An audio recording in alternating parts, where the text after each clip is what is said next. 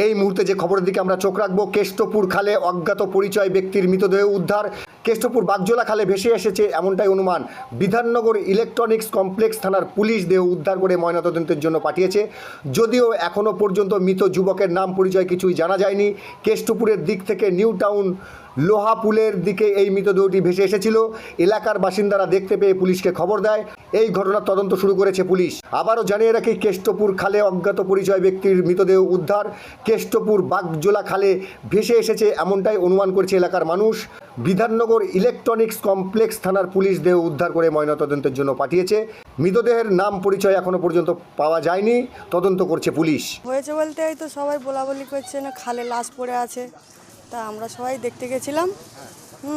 এটা আমাদের উদয়নপল্লী new town থানা।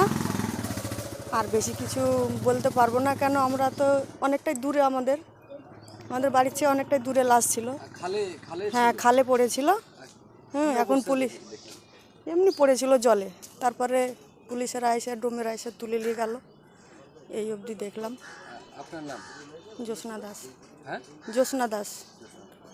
আমি তো একটা বাচ্চা নিয়ে স্কুলে যাই, তো দেখলাম লর্ড ব্রিজে অনেক লোক দাঁড়িয়ে আছে। তো আমি জিজ্ঞেস করলাম কী হয়েছে, বললো লাশ পড়ে আছে। তো আমি তো দেখতে পাচ্ছি না। আমি বাচ্চাটাকে দিয়ে ওখানে জিজ্ঞেস করলাম যে এদিক থেকে কোথায় গেলে দেখতে পাবো। বললো এই যে তোমাদের এই জায়গাটার নাম কি? উদয়নপল্লী, ওই ক্লাবের পাশ দিয়ে। তখন গিয়ে দেখছি হ্যাঁ সত্যি বডি পড়ে আছে। তখন আমি নিউ টাউন থানায় ফোন করলাম। করার পরে স্যার বললো ঠিক আছে দেখছি। তারপরে আমি যখন এখান থেকে চলে যাচ্ছি দেখলাম সেক্টর 5 থানা এখানে ওইদিকে যাচ্ছিলো। আমি স্যারকে ডেকে বললাম স্যার ওইদিকে না এইদিকে, তারপর ওই বডিটা এখানে। তখন আমাকে বললো ঠিক আছে। তারপর 2-3 সবাই মিলে বাঁশ জোগাড় করে দিল, দিয়ে বাঁশটাকে দিয়ে আগে রেখে দিলাম, দিয়ে একটা বাঁশ পুঁতে রেখে দিয়েছিলাম।